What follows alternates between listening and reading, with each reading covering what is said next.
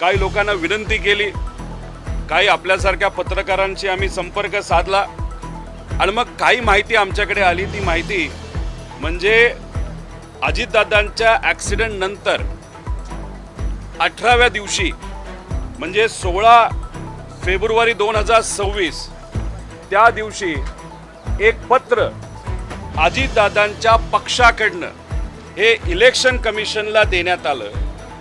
त्याच्यामध्ये सह्या कोणाकोणाच्या आहेत? प्रफुल्ल पटेल, सुनील तटकरे आणि ब्रिजमोहन श्रीवास्तव अशा 3 लोकांच्या सह्या आहेत। आणि त्या सह्या कशावर त्यांनी केलेल्या आहेत? एक तर त्यांनी खोटं सांगितलं की त्यांचे जे कॉन्स्टिट्यूशन आहे, एक प्रत्येक पक्षाचं कॉन्स्टिट्यूशन असतं, हे बदलण्यात आलेलं आहे आणि त्याच्यामध्ये जे कार्याध्यक्ष असतील, नॅशनल वर्किंग प्रेसिडेंट, यांना पक्षाचे पूर्ण अधिकार त्या ठिकाणी दिले जातील।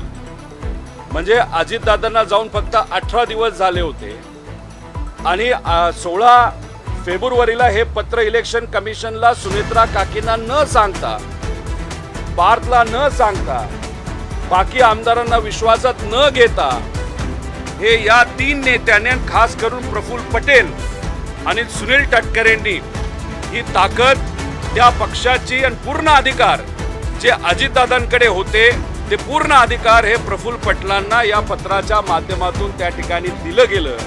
जे सुनेत्रा काकींना कळलं असावं म्हणून त्या राष्ट्रीय अध्यक्ष झाल्यानंतर त्यांनी लगेचच्या लगेच तिथं त्या ठिकाणी पत्रव्यवहार केला। आता